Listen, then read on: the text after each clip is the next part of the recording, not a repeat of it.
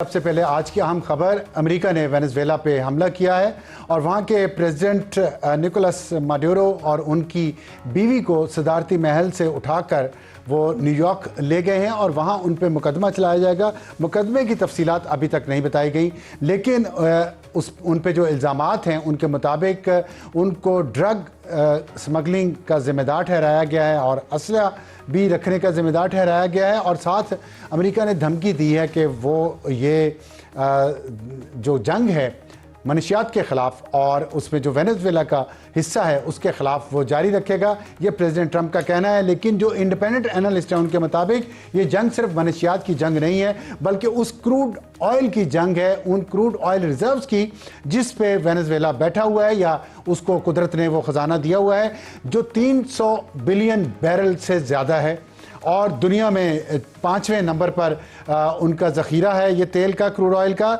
और उस में से 1 million barrel per day Venezuela निकाल सकता है और निकाल रहा है, फ़रोख्त कर रहा है। तो असल झगड़ा तेल का है। और जब हम तेल की बात करें तो उसके साथ ही हमें ख्याल आता है कि क्या वेनेजुएला के बाद अब ईरान की बारी है, और ईरान भी जो वर्ल्ड जो ग्लोबल क्रूड ऑयल के ज़खायर हैं उसमें तीसरे नंबर पे आता है। वहाँ पे 200 बिलियन बैरल से ज़्यादा उनके पास ज़ख़ीरा है ईरान के पास। और ईरान को जो धमकियाँ मुसलसल मिल रही हैं, पहले इसराइल से और फिर प्रेसिडेंट ट्रंप ने जो कुछ 2 दिन पहले जो धमकी दी है उसका जवाब भी ईरान ने दिया है। और अब ईरान की तरफ से अली खामेनाई ने जो उन आयतुल्ला अली खामेनाई जो उनके सुप्रीम लीडर हैं, उन्होंने भी ये कहा है कि अमेरिका की जो धमकियां हैं ये अहम है कि हमारे अवाम याद रखें कि ये धमकियां और ये लालच हमारा रिजॉल्व कमज़ोर करने के लिए हैं और ये ईरान की कौम के इस्तेहकाम को या उनकी ताकत को तोड़ नहीं सकता। और ये धमकी जो दी है वेनेजुएला के फ़ौरन बाद उस पर एक बड़ा दिलचस्प सिचुएशन डेवलप हो गई है, दिलचस्प और ख़तरनाक भी है। ख़तरनाक इस तरह से है कि इजराइल के जो अपोजिशन लीडर हैं याइर लैपिड, उन्होंने एक ट्वीट किया है और उन्होंने धमकी दी है ईरान को। नेतन्याहू पहले धमकी दे चुके हैं, अब वहाँ के अपोजिशन लीडर भी धमकी दे रहे हैं और उन्होंने कहा कि the रजीम in Iran should pay close attention what is happening in Venezuela, कि ईरान की जो हुकूमत है उसको ध्यान रखना चाहिए कि वेनेजुएला में क्या हो रहा है। तो ये इनडायरेक्ट मैसेज दिया जा रहा है, ईरान को धमकी दी जा रही है कि जो कुछ भी वेनेजुएला में हमने किया है, अमेरिका कर रहा है, वो ईरान के साथ भी हो सकता है। और जेरूसलम पोस्ट ने इसके साथ ही जो उन्होंने एक स्टोरी दी है उसके मुताबिक Javed Shah Why Iranians are calling for the return of the Pahlavis and their monarchy।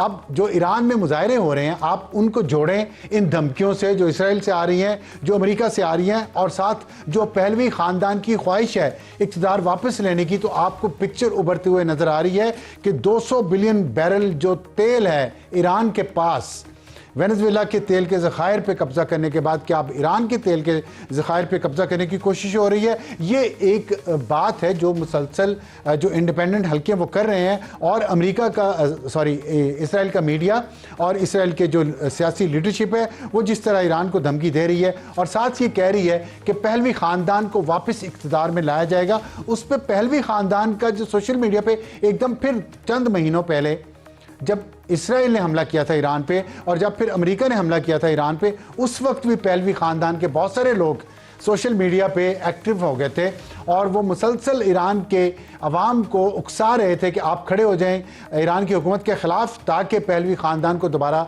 इक़्तिदार मिले। और उन्होंने वहाँ पे अब ट्रेंड चल रहा है सोशल मीडिया पे जिसमें किंग रज़ा पहलवी का ये ट्रेंड है, तो दोबारा किंग बनाने की तैयारी हो रही है। तो अमेरिका जो पूरी दुनिया में जमहूरियत ला रहा है वो ईरान में जमहूरियत लाएगा या बादशाहत वापस लाएगा, ये एक कॉन्ट्रडिक्शन है। लेकिन बहरहाल ये ट्रेंड चल रहा है और उसमें रज़ा पहलवी जो साबिक शाह ईरान के जो फ़रार हो गए थे इस्लामी इनकलाब के बाद 1979 में ईरान से, उन के फ़रार से तब से ये जिला वतन है, अब वो वापसी के ख्वाब देख रहे हैं और इक़्तिदार पर कब्ज़े के साथ। ये ख्वाब पूरा होता है या नहीं होता, लेकिन मुझे वो दिन याद आ रहे। हमारी उम्र उस वक्त बहुत कम थी, लेकिन जब उनका तैयारा फ़िज़ा में बुलंद हुआ शाह ईरान का, तो अमेरिका पे डिपेंड कर रहे हैं जो रज़ा पहलवी हैं अभी, और अमेरिका को कह रहे हैं, प्रेसिडेंट ट्रंप की तारीफ़ें कर रहे हैं कि आप बहुत अच्छा कर रहे हैं कि हम इक़्तिदार में वापस लाना चाह रहे हैं। लेकिन जब शाह ईरान का तैयारा उस वक्त हवा में बुलंद हुआ तेहरान से, तो किसी मुल्क ने उनको उतरने की इजाज़त नहीं दी, ना यूरोपियन मुल्कों ने, ना अमेरिका ने, क्योंकि कोई भी ईरान के साथ फड्डा नहीं करना चाहता था उस वक्त। तो जब ईरान, अमेरिका और यूरोप आंखें बदलते हैं अपने इत्तेहादियों से, तो फिर ये होता है। तो ये रज़ा पहलवी साहब को याद रखना चाहिए। अब आप अमेरिका की हिमायत से आ रहे हैं, तो आपके वालिद साहब को अमेरिका ने पनाह नहीं दी थी। बड़ी मुश्किल से फिर मिस्र में जाके वो त्यारा उतरा और वहाँ के सदर अनवार सादात ने उनको पनाह दी, और तब से लेके अब तक फिर वो कहते हैं हिस्ट्री। ये थी हमारी आज की अहम खबर, और हमारे आज की टॉप स्टोरी होगी पीटीआई सीनियर लीडरशिप ने क्या हार मान ली है, और अब पाकिस्तान तहरीक इंसाफ एक नई क़यादत के पास है जो यंग है, जिसका ताल्लुक केपी से है, और बाकी तमाम सूबों की क़यादत और केपीआई की सीनियर क़यादत सीन पे नहीं है। इस वक्त सीन पे कब्जा केपी के 4 लड़कों का है। इस पे बात करेंगे हम अली मोहम्मद खान साहब से, जो रुकन कौमी असम्बली हैं, और पाकिस्तान तहरीक इंसाफ से उनका ताल्लुक है। और हॉट इशू होगा वो वादा ही क्या जो वफा हो गया, और ये वादा था सूबाई वज़ीर तालीम पंजाब राना सिकंदर याद का कि वो विज़िट करेंगे सरगोदा में उन स्कूलों का जो नदीम अफजल चंद के हलके में आते हैं, लेकिन वो नहीं हुआ। नवंबर के पहले हफ्ते में उस पे बात करेंगे हम। पंजाब में तालीम के हवाले से बात करेंगे नदीम अफजल चंद साहब से और राना सिकंदर याद से। और हमारा आज का एडिटोरियल होगा मैन होल के ढक्कन। मुसलसल लोगों की ज़िंदगियां जा रही हैं, मैन होल के ढक्कन चोरी हो जाते हैं, इसका हल क्या है, हम हल बताएंगे आज के एडिटोरियल में। शुरू करते हैं आज की टॉप स्टोरी। अली मोहम्मद खान साहब, अस्सलाम वालेकुम, मैं खुशामदीद। सलाम अफसर आलम साहब, फरमाइएगा कि क्या हो रहा है? सीनियर लीडरशिप साइडलाइन हो गई है क्या? हार मान ली सीनियर लीडरशिप ने पीटीआई में, या ज़माना बदल गया है और अब जनजी राज करेगी?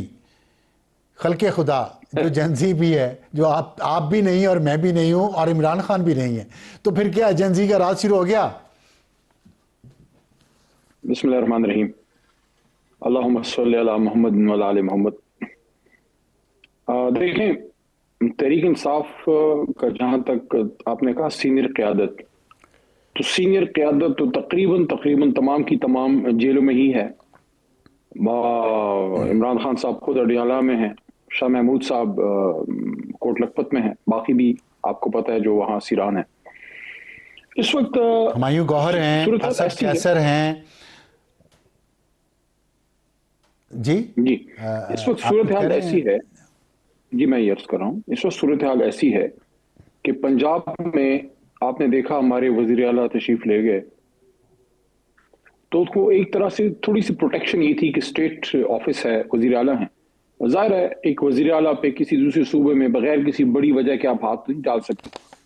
लेकिन उसके अलावा इतनी लेवल की फस्तायत है कि हमारी पंजाब की क़यादत, हमारे वहाँ का कारकुन, हमारे वहाँ के पार्लियामेंटेरियन, वो कोई भी एक्टिविटी नहीं कर सकते। अगर वो करते हैं तो सूरत हाल आपके सामने है कि उनको मारना, पकड़ना, अगवा करना, घर तोड़ना, पर्चे, फैमिली मेंबर्स को हरासा करना, बिजनेस को बंद करना।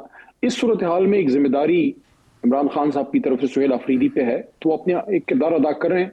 मैं नहीं समझता कि ऐसा कोई डिवाइड है कि सीनियर क़यादत जो है वो साइड लाइन है और वो किरदार अदा करे। ज़ाहिर है वज़ीर आला के पास एक पावरफुल पोजीशन होती है। इससे पहले अली अमीन खान थे और अब सुहेल खान है, और हम सब उनको सपोर्ट कर रहे हैं। ठीक है, लेकिन देखें, आपने क़यादत की बात की, जेल में है गौहर खान है, बैरिस्टर गौहर खान, उनका नाम नहीं है कहीं पे। असद कैसर स्पीकर कौमी असम्बली रह चुके हैं, इतने सीनियर रहनुमा हैं, और बहुत सी लाइन लगी है पूरी, और उनके ना नाम है ना पोस्टर्स पे उनकी तस्वीरें हैं। सब लोग अब ये एक बात, मेरी बहुत सारे लोगों से बात हुई है, पंजाब के लीडर्स हैं, खैबर पख्तूनख्वा के लीडर्स हैं, बलूचिस्तान के हैं, सिंध के हैं, किसी की कोई तस्वीर, कोई बात नहीं आ रही। सिर्फ 4 लोग हैं खैबर पख्तूनख्वा के जो लीड कर रहे हैं इस वक्त पार्टी को, नैरेटिव को, आपकी सारी जिदोजहद को किधर लेके जाना, उन्होंने स्ट्रीट मूवमेंट करनी है या नहीं करनी है, वो फैसला कर रहे हैं। और मुफाहमत तो कहीं दूर रह गई, बातचीत तो कहीं है ही नहीं। देखिए, जहां तक गौर साहब का ताल्लुक है, मेरे ख्याल में उनको ज्यादा एक्टिव होना होगा, क्योंकि उनके पास चेयरमैन की पोजीशन है, जेंटलमैन आदमी है, और मैंने तो जितना उनको देखा है, पहले तो ज्यादा नहीं जानता था, पहले से भी सलाम दुआ थी क्योंकि वकील थे इमरान खान साहब के, तो लेकिन जब से चेयरमैन बने हैं उनको मैंने देखा है कि उनकी कमिटमेंट सारी खान साहब की तरफ है, और वो जेन्युइनली दिल से चाहते हैं बहुत से लोगों की तरह कि खान साहब की रिहाई हो। तो उनको मेरे ख्याल में यस, आपकी जिस तरफ आपका इशारा है, यस, गौहर साहब को ज्यादा प्रोएक्टिव इस तरह से होना होगा कि अगर कराची में कोई एक्टिविटी है या लाहौर में है, तो वहां फिर वो भी उसको लीड करें, वो उसको लीड करते हुए नजर आए। लेकिन इस वक्त चूंकि पार्टी ने एक पोजीशन, एक जिम्मेदारी सुहेल खान को दी है कि वो जाके एक्टिविटी करें, इस वजह से बैरिस्टर गौहर शायद आपको उस तरह से फ्रंट पे नजर नहीं आ रहे, लेकिन सलमान राजा उनके साथ हैं, जो जनरल सेक्रेटरी हैं।